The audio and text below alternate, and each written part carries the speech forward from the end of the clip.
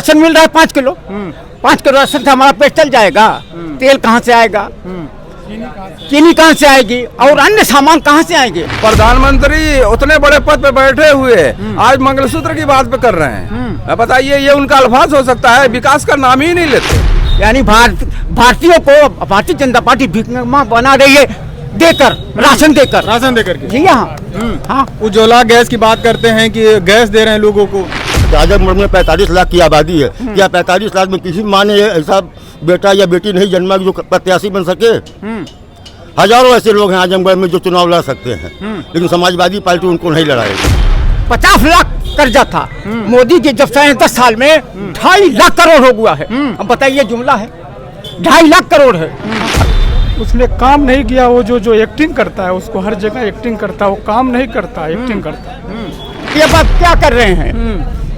कितना घोटाला है, भ्रष्टाचारी नंबर 1 है, लेकिन इंडिया में चला गया, वो साफ हो गया। तो हम जितना वोट से जीतेंगे उतना बसपा पाएगी यहाँ। जितने से हम जीतेंगे उतना बसपा पाएगी, ये बता दे रहे हैं, नोट कर लीजिएगा।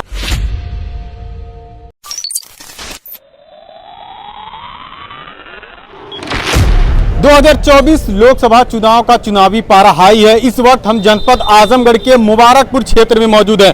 यहाँ पर बुनकर भारी संख्या में रहते हैं, बुनकर बाहुल्य क्षेत्र है। ऐसे में हम लोगों के बीच जा रहे हैं और जानने की कोशिश कर रहे हैं कि यहाँ का आखिर माहौल क्या है। जिस तरीके से भारतीय जनता पार्टी से दिनेश लाल यादव और निरहुआ मैदान में है, तो वहीं समाजवादी पार्टी से धर्मेंद्र यादव जी मैदान में। ऐसे में हमारे साथ तमाम लोगों से बात करने जानने की कोशिश करेंगे आखिर माहौल क्या है, मुद्दा क्या है, किस मुद्दे पर लोग वोट करने वाले। सर क्या नाम है आपका? असरारुल हक। ये बताइए किस मुद्दे पर वोट कर रहे हैं आप लोग? हम लोग यहाँ महंगाई का मुद्दा है, बेरोजगारी है, यहाँ पे मतलब कि कुछ काम नहीं हो रहा है, देश एकदम टूटने के दहाने पे है। उस मुद्दे पे हम लोग सरकार बदलना चाहते हैं। तो क्या लगता है किसको मौका मिलने जा रहा है? अगर आजमगढ़ की बात करें तो आजमगढ़ के लिए कौन परफेक्ट बैठ रहा है? आजमगढ़ धर्मेंद्र यादव पिछली बार जो है 6,500 से हार गए थे, इस बार करीब लाखों वोट से जीत जाएंगे। निरहुआ जी यहाँ से हैं, वो सांसद है, वो दावे कर रहे हैं कि 15 महीने में हमने इतना काम कर दिया कि 15 साल कोई कर नहीं पाएगा, इसलिए आजमगढ़ की जनता हमको चुनने जा रही है। आजमगढ़ की बदनसीबी थी कि निरहुआ को किसी तरीके से चुन लिए। 2 साल आजमगढ़ का बर्बाद हो गया। आजमगढ़ में जो भी काम हुआ है सपा गवर्नमेंट में हुआ है, और उन्हीं का ये आज तक उद्घाटन नहीं कर पाए। एयरपोर्ट का वादा करते रहे कि ये बनाएंगे वो बनाएंगे, हवाई पट्टी आज भी पड़ी हुई है। नहीं, शुरू तो हो गया, एयरपोर्ट लखनऊ के लिए फ्लाइट जा रही है। वो लोकल फ्लाइट लॉलीपॉप है। ये बड़े एयरपोर्ट का सपना दिखाए और वो यही लोकल फ्लाइट यहाँ की, जबकि बॉम्बे इनको दिल्ली चालू करना चाहिए, ये लखनऊ चालू कर रहे हैं। और यहाँ रोडवेज बन के तैयार है, उसको नहीं चालू कर पा रहे हैं। विश्वविद्यालय आजमगढ़ को मिल गया है, ये भी सपा गवर्नमेंट का है, पता कर लीजिए। विश्वविद्यालय भी इन्हीं का है, पास किया हुआ है, सपा गवर्नमेंट का ही है। भारतीय जनता उसके देश के गृह मंत्री अमित शाह उसका शुभारंभ किए, फिर उसके बाद उद्घाटन हुआ। अभी प्रधानमंत्री नरेंद्र मोदी जी ने उद्घाटन किया। आप कह रहे हैं कि ये सपा का काम है? अरे पूर्वांचल एक्सप्रेस वे भी समाजवादी गवर्नमेंट का उद्घाटन यही किए हैं। पूर्वांचल भी सपा गवर्नमेंट का ही बना है, जितना बना है सब सपा गवर्नमेंट का ही बना। ये उद्घाटन कर रहे हैं, डबल टिबल कर रहे हैं। ये आज तक किए क्या है? इनको राम मंदिर और हिंदू मुस्लिम के अलावा विकास की बात ही नहीं कर रहे हैं। प्रधानमंत्री उतने बड़े पद पे बैठे हुए आज मंगलसूत्र की बात पे कर रहे हैं। बताइए ये उनका अल्फाज हो सकता है? विकास का नाम ही नहीं लेते, ये विकास का नाम नहीं लेते हैं। मंदिर मस्जिद और हिंदुत्व की बात करते हैं। आ रहे हैं आजमगढ़ प्रधानमंत्री मोदी आ रहे हैं। दीजिए, आए थे अभी हाल ही में, फिर आ रहे हैं। आने दीजिए, 10 बार आएंगे, कोई फर्क पड़ने वाला नहीं है। यहाँ जो है धर्मेंद्र यादव लाख वोट से जीत रहे हैं। यहाँ एकदम फिर कैसे चूक गए थे पिछली बार उपचुनाव? पिछली बार जो है अपने भाई अपने मतलब कि जो है कुछ बहकावे में आ गए, उसकी वजह से चूक गए। इस बार वो गलती दोहराना नहीं। अच्छा, इसीलिए भाई जो है आ गए क्या आपके साथ? भाई भी आ गए हैं, सब लोग आ गए हैं जी। भाई को भी एहसास हो गया ना कि जो है नहीं ये हमारी जो है कांग्रेस की सरकार बने, गठबंधन की सरकार बने। भाई के आने की भी खुशी है, भाई के आने की भी खुशी है। भाई लेकर क्या सोचते हैं कि भाई आ गए तो तू जीतना ही? वो बात नहीं है, वो बात नहीं है। ये हमको देश बचाना है, भाई नहीं, हमको देश बचाना है ना। देश एकदम टूटे के कगार पे। हाँ, देश बचाना है, पूरा हिंदुस्तान के आवाम चाह रही है देश बचाओ। ये लोग एकदम खा गलेंगे, गरीब से गरीब होता जा रहा है। अमीर जो 2-4 उनके जो पालतू आदमी है वो प्रधानमंत्री मोदी नहीं बनेंगे क्या? नहीं, प्रधानमंत्री को कोई देखना नहीं चाहता। देखेंगे तो जो है हालत हमारे हिंदुस्तान की एकदम खराब हो जाएगी जी। मुसलमानों के हक की बात करते हैं, आप कह रहे हैं कि यहाँ बात नहीं है, हिंदू मुस्लिम की बात नहीं, देश की बात है। हम हिंदू के खिलाफ नहीं है, इनकी पॉलिसी गंदी है। हम हिंदू के खिलाफ, हिंदू हमारे भाई है, हम हिंदू और मुस्लिम। कौन बता रहा है कि इनसे हमारी झगड़ा है? कोई झगड़ा नहीं है। हम तो अमन चाहते हैं, ये लोग नफरत फैलाते हैं, हम लोग अमन चाहते हैं। कोई किसी भी सरकार, कोई मुसलमान मुख्यमंत्री या प्रधानमंत्री बनना चाहता है? कोई नहीं बनना चाहता। इनको अमन चाहिए, सुकून चाहिए और महंगाई मतलब कि कम होना चाहिए। सालों में सुकून नहीं मिला। नहीं, सुकून क्या है? इधर ही कर रहे हैं, उधर मार रहे हैं, ये आप नफरत फैला रहे हैं, उधर नफरत फैला रहे हैं। बस इनका नफरत फैलाने का काम है। नफरत वाला। क्या नाम है आपका? जी मोहम्मद असलम। तो क्या लगता है किसको मौका मिलने जा रहा है? मौका धर्मेंद्र जी को मिलने वाला है और गठबंधन की सरकार बनेगी और ये माहौल जो है पहले से बहुत अच्छा माहौल है, सारे लोग जो वोट करेंगे। धर्मेंद्र जी में क्या अच्छा लग गया आप लोगों को? देखिए वो नेता है और वो जमीनी बहुत बड़े नेता है और एक नाचने गाने वाला जो आ करके लोगों को गुमराह करके जीत गया, वो सही नहीं हुआ। नेता को चुनना चाहिए। और तो जो 15 महीनों में उन्होंने काम किया उसे संतुष्ट नहीं है आप? उसने काम नहीं किया। वो जो एक्टिंग करता है, उसको हर जगह एक्टिंग करता है, वो काम नहीं करता, एक्टिंग करता है। काम तो नेता करता है, जो नेता धर्मेंद्र जी है वही काम करेंगे। अच्छा, क्या नाम है चाचा आपका? मेरा नाम खलील रहमान साहब। तो क्या लगता है किसको मौका मिलने जा रहा है? धर्मेंद्र यादव को। सभी लोग धर्मेंद्र यादव को ही पसंद कर रहे हैं। वजह यह है कि भारतीय जनता पार्टी से जनता उब चुकी है। अच्छा। हाँ, महंगाई, बेरोजगारी, नफरत, सब देश में एकदम हाहाकार मचा है। इसलिए वर्तमान सरकार से जनता मुक्ति चाहती है। हाँ। अच्छा, लगता है कि प्रधानमंत्री जो नरेंद्र मोदी तीसरी बार अब नहीं बन पाएंगे?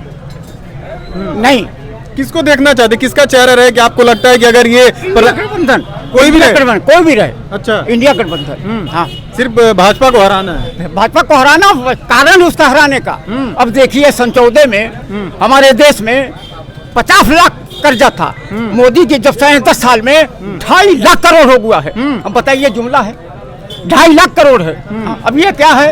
ये विकास है, वो विकास है। अरे कर्जा पहले आप अदा करोगे कि विकास देखोगे? तो खाली जुमलेबाजी है भाजपा सरकार की। वो तो जनता जान गई है। वो तो कह रहे हैं कि राशन दे रहे हैं, उसके बाद आवास दे रहे हैं, ये सब जनता को दे रहे हैं। अब राशन देने का मतलब ये है कि 80 करोड़ को राशन मिल रहा है, 5 किलो।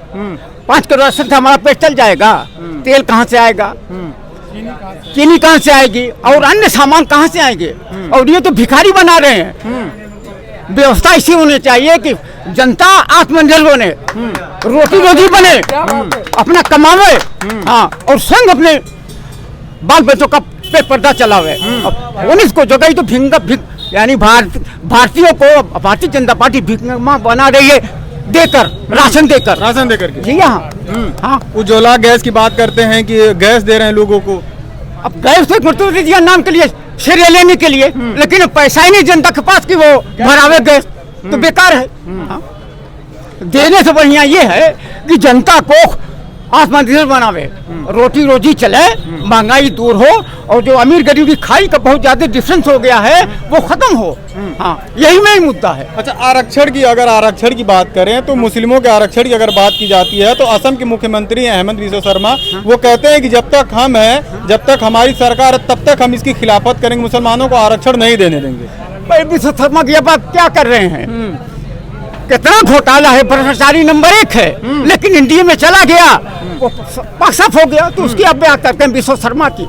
और मुसलमान की बात नहीं है। आरक्षण तो संविधान से है। सामाजिक अन्याय जो है, सामाजिक दुर्व्यवस्था जो है, आर्थिक दुर्व्यवस्था के कारण ही आइन में, हमारे कॉन्स्टिट्यूशन में आरक्षण है।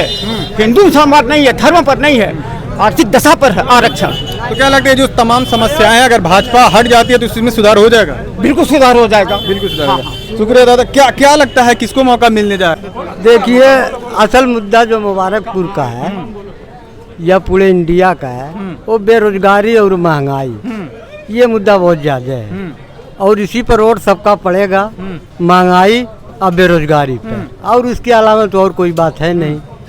तो क्या लगता है भाजपा ये महंगाई और बेरोजगारी को खत्म कर पाएगी तीसरी बार प्रधानमंत्री नरेंद्र मोदी अगर बनते हैं तो?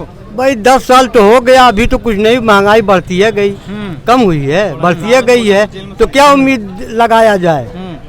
वैसे अब इंडिया गठबंधन आया है, देखिए इनको लोग वोट करेंगे, अगर जिताएंगे तो कुछ न कुछ हो सकता है। आजमगढ़ से क्या लग रहा है, कौन किसको मौका मिलने जा रहा है? है आजमगढ़ से किसको? वही गठबंधन, वही तो दिखाई दे रहा है। अच्छा, धर्मेंद्र यादव की बात कर रहे हैं। हाँ वही। अच्छा, धर्मेंद्र यादव की बात कर रहे हैं। जिस तरीके से उपचुनाव उनको मौका नहीं मिल पाया था, तो क्या लग रहा है अब उनको मौका मिलेगा धर्मेंद्र यादव को? जिस तरीके से धर्मेंद्र यादव जी समाजवादी पार्टी से मैदान में हैं और भारतीय जनता पार्टी से निरहुआ तो मैदान में है ही, सांसद भी रहे, वो दावा कर रहे हैं कि जो हमने काम कर दिया हम 15 महीनों में, कोई किया नहीं है ना कर पाएगा। तो आपको लगता है कि जो निरहुआ दावा करते हैं उस दावे के आधार पर उनको फिर से मौका मिलेगा?